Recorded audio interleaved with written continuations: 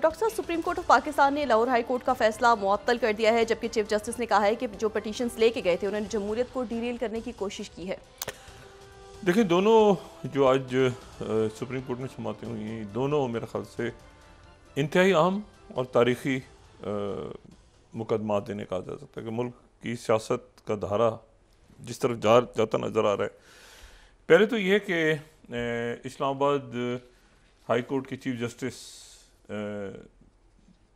Justice Shaukat Siddiqui साहब, जिन्होंने जिनकी तरफ से हामिद खान साहब वकील थे, उन्होंने ये कहा कि जी मेरे ऊपर दबाव डाला गया था 2018 के इलेक्शन से पहले, और दबाव डाल के जो है वो मुझसे ये काम करने को कहा गया, मैंने नहीं किया, तो उसके बाद जो है वो उनकी इंतकामी कार्रवाई उनके ख़िलाफ़ हुई। उसके ऊपर जो है वो आज जो साबिक DGIS आई हैं, लेफ्टिनेंट जनरल फैज़ हमीद, रिटायर्ड फैज़ हमीद, और एक ब्रिगेडियर उनको नोटिस जारी हो गए, और ये जो है ये इस केस की जो अगली समाअत है गालिबन वो अब जनवरी में होगी, क्योंकि तातीलात शुरू हो रही हैं। तो ये एक बहुत बड़ा फ़ैसला है जो कि उसमें फ़ाइज़ साहब ने यह भी एक दो दफ़ा बात की कि अब हम रेमेडी क्या करें, क्योंकि उनको बहाल तो कर नहीं सकते। Chief justice Islamabad high court को बहाल करेंगे तो पूरा ज़ाहिर है कि एक अदालत का पूरा सिस्टम ऊपर नीचे हो जाएगा, फिर ये उनकी एज भी रिटायरमेंट वाली है। लेकिन ये कि इसके ऊपर उन्होंने एक्शन बड़ा सख्त, अदालत ने जो है वो बिल्कुल जो आइन और कानून के मुताबिक ऐसे फैसले तो हम पहली दफ़ा ही देख रहे हैं जी।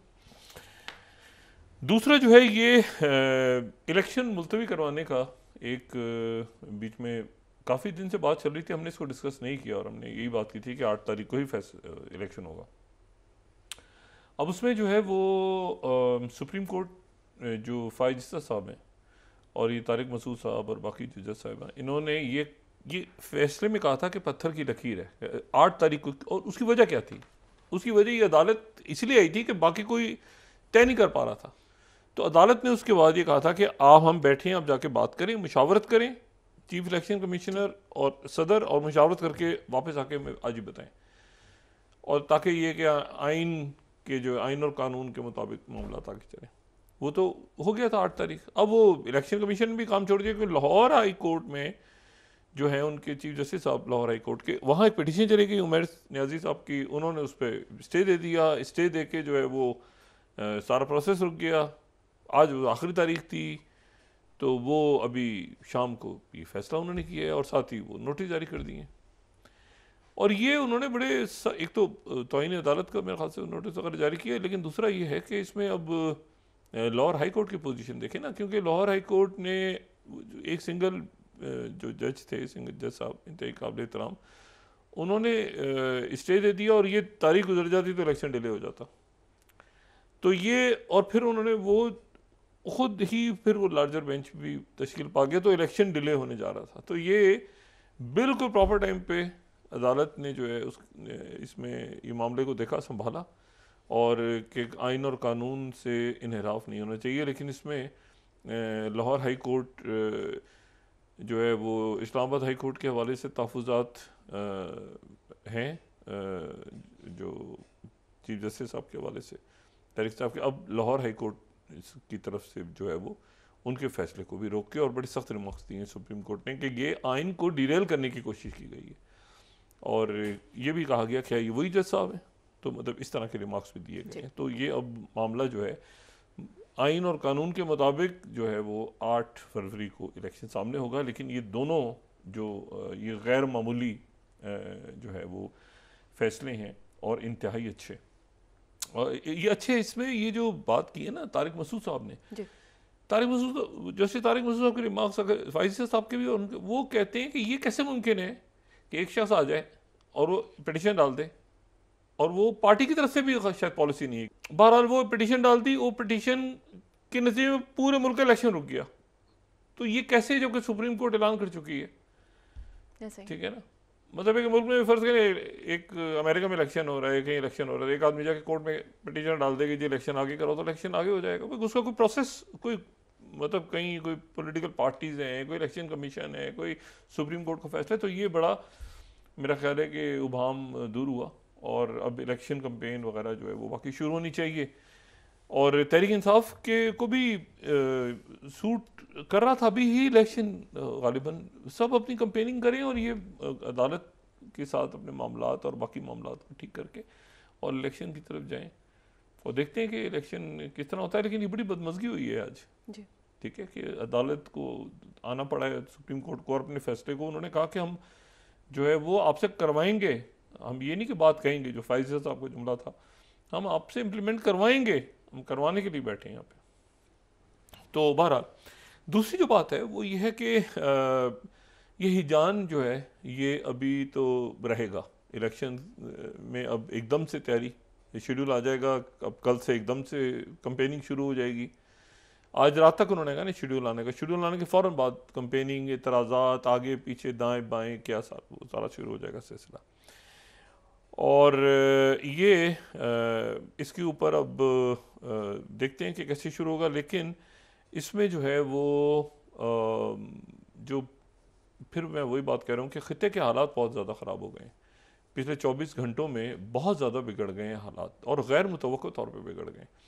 एक तो ये हुआ है कि अमेरिकन जो नेशनल सिक्योरिटी एडवाइज़र हैं जैक सुलिवन, उनकी आमद से ये तवक्को थी कि 2-3 काम होंगे। एक तो ये कि जंगबंदी हो जाएगी फौरी तौर पे, क्योंकि ये कोई 20,000 के करीब अब शहादतें, 19,500 20,000, तो ये था कि जंगबंदी हो जाएगी। दूसरा ये था कि वो जो गज़ा बॉर्डर है और दूसरा जो वहाँ से इमदाद खोली जाएगी और ये यरगमालियों का मामला आगे बढ़ेगा, कैदी वगैरह जो भी बातचीत डायलॉग हो रहा था, तो वो मुकम्मल तौर पे आज वो ख़त्म हो गया मामला। बल्कि इसराइल जो है उनकी तरफ से ये 2 स्टेट सॉल्यूशन को भी रद्द कर दिया गया कि ऐसी कोई बात है ही नहीं। और उनके जो प्रेसिडेंट हैं जो उन्होंने ये कहा है कि ये मेरा मुल्क जो है वो इस वक्त एक ट्रॉमा में है।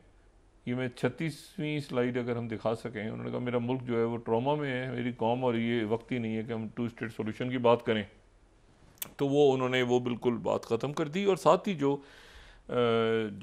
नेशनल सिक्योरिटी एडवाइज़र हैं उन्होंने ये कहा है कि ये जो याहिया सिनवर जो कि गज़ा में जो इंचार्ज हैं हमास के, उनके दिन गिने जा चुके हैं और उनके हाथों पर जो है वो अमेरिकन्स का भी जो है वो खून है।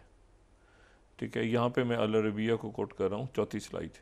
तो याहिया सिनवर के दिन गिने जा चुके हैं। अब ये अमेरिकन नेशनल सिक्योरिटी एडवाइज़र की बात है। और जो उनके मिनिस्टर हैं जो ज़ाहिर इंतहा पसंद हुकूमत इसराइल में, उनका ये स्टेटमेंट आया, far right minister, 3rd slide जो है, वो कह रहे हैं कि इसराइल को इस वक्त ये सारी स्टेटमेंट आने के बाद कि वो मुकम्मल तौर पे गज़ा को ऑक्यूपाई करें और वहाँ पे ख़त्म करके वापस इसराइल आ जाए, मतलब वहाँ पर ये अब ये माहौल बन गया है। अच्छा, और साथ ही जो है वो ये जो बात है कि अब उनके दिन गिने जा चुके हैं, तो ये एक वाक़या हुआ। लेकिन उसके साथ ही आज तमाम दिन जो है वो ये बहर अहमर जो है, इसमें जो रेड सी और ये इंडियन ओशन और ये बाब मतलब, यहाँ पे इस वक्त बड़े पैमाने पे तसादुम हो रहा है। और मैं सिर्फ ये इसमें बता सकता हूँ कि जो एसोसिएटेड प्रेस ने तो लिखा, पहले ख़बर दी है कि 2 अटैक्स हुए हैं। ये 8वीं स्लाइड को एपी को कोट कर देते हैं। एक तो ये 9th स्लाइड जो है ना, ये है अल जशरा, ठीक है, ये हैपन लॉयड कंपनी इसको हेड करती है, इसके ऊपर अटैक हुआ। एक जहाज़ पे तो आग भी लग गई है। दूसरा जो है वो अटैक हुआ है MSC, ये जो 10th स्लाइड, MSC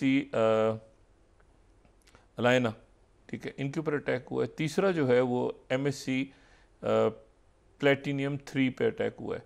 ये 3 पे अटैक हुआ है। एक तो निकलने में कामयाब हो गया, एक पे आग लग गई और ये मामलात ख़राब हुए। लेकिन उसके साथ ही एक, मैं इसको अब चूँकि इतनी तेज़ी के साथ हो रहे हैं वाक़यात और इसकी ओनरशिप, एक इसके, ये तो 3 जहाज़ हैं ना, लेकिन एक जहाज़ जो है उसको अगवा कर लिया है पूरे कमर्शियल जहाज़ को। इस बार पहले तो वो नाकाम हो गए थे शुमाली जो कज़ाक हैं, लेकिन इस बार जो है वो ख़बर ही आ रही है, और मैं यहाँ पे बहुत सेंसिटिव ख़बर है तो मैं इसलिए कोट कर रहा हूँ यहाँ पे। अल अरबिया ब्रेक कर रहा है खबर कि Spanish warships head to vessel that may be hijacked by pirates. ये 18वीं स्लाइड है। एक पूरे जहाज़ को, और इसमें ये भी अभी नहीं बताया जा रहा कि इसमें कितने लोग हैं, इसमें बहुत बड़ी तादाद में लोग मौजूद हैं। इस जहाज़ को जो है वो कज़ाकों ने और ईयू की जो सोमालिया की फ़ोर्स वहाँ पर ज़ाहिर है कि इनके ख़िलाफ़ कज़ाकों वगैरह के ख़िलाफ़ बनी हुई है। राइटर्स भी ये बात कह रहे हैं कि Spanish warship headed to vessel that may be hijack by pirates, 19 slide.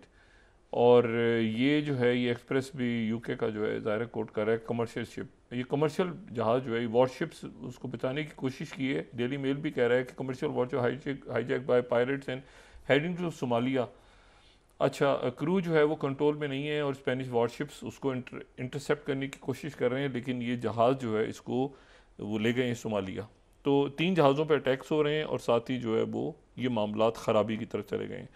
अच्छा, ये यानी इसका मतलब ये हुआ है कि अब उन्होंने जो जैक सुलेवन ने उन्होंने सऊदी अरेबिया का भी दौरा किया, उसकी कल हम बात कर चुके हैं। फिर वो इसराइल गए, वहाँ पर वो टोटल डेडलॉक है। अब वो उन्होंने बल्कि यानी ना कोई जंगबंदी की बात हो रही है, अब ना कोई यरगमालियों को छुड़ाने की और कैदियों को वो बात हो रही है, ना कोई डायलॉग हो रहा है, बल्कि 2 स्टेट सोल्यूशन अमली तौर पे ख़त्म हो गया और ये जंग ख़राब होने जा रही है। महमूद अब्बास से उनकी मुलाकात हुई है, लेकिन महमूद अब्बास से भी मुलाकात अच्छी नहीं गई और वो ज़ाहिर है कि आज वो चले जाएंगे। और उसके बाद जो है साथ ही थोड़ी देर पहले ये ख़बरें आ रही हैं कि जो जनूबी लेबनान है वहाँ पर इसराइल के जो जहाज़ हैं जंगी तैयारे, उन्होंने पम्फलेट्स फेंके हैं कि ये बिल्कुल वैसी पम्फलेट्स फेंक रही है इसराइल की जो फ़ौज है लेबनान में। मैं लेबनान की बात कर रहा हूँ, अब मैं गज़ा की बात नहीं कर रहा। और ये जनीन के कैंप के ऊपर तो 2-3 दिन से तो महमूद अब्बास की अथॉरिटी में ख़त्म हो चुकी है, क्योंकि मगरबी किनारे पे अटैक्स होते रहे और यहाँ बहुत बड़ी तादाद में शहादतें हो गई हैं।